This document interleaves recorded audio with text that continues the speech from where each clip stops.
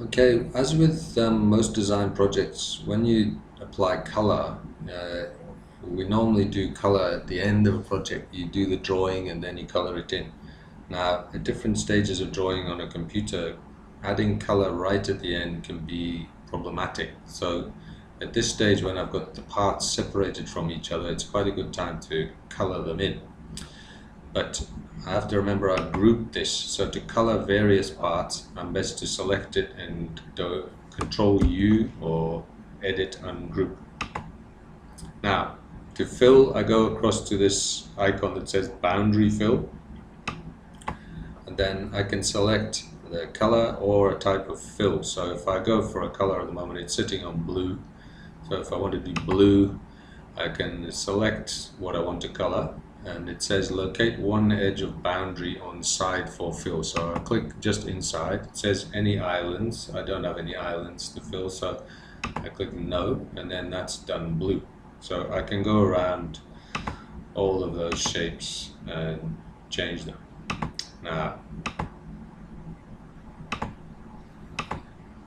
learners do like applying color. They can spend a lot of time wasting time with color. Now, if you remember that we did a rotate to create these shapes, I can also rotate a fill and repeat it. So if I don't want to click every single one, I can select and then click fill one and then rotate the fill. For now, I'm just going to fill these with one color, and then I'll change and then change the fill color to a different color for the other ones.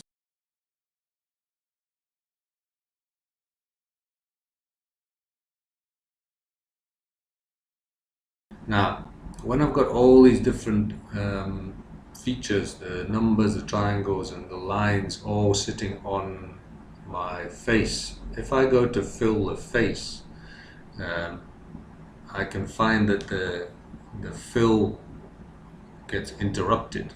So there's different ways we can do this. You can drag and move things off the screen and then fill and then move those parts back on, or you can just try and fill and see what happens. I'm not going to fill the face itself, I'm going to fill the edge. So I'm going to select a different thing this time and use the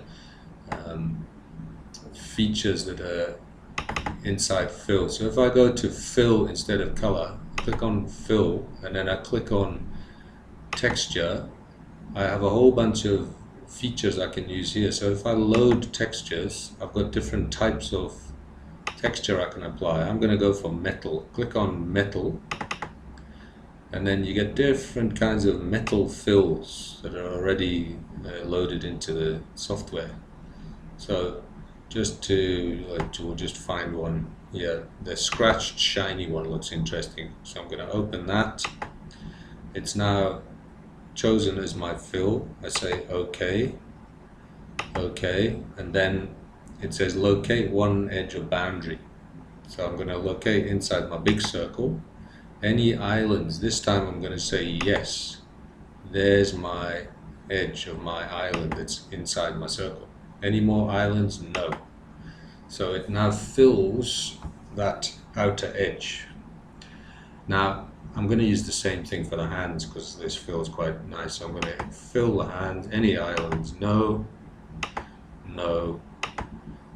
Okay, so I'm now going to save this file, save as, and call this clock face hands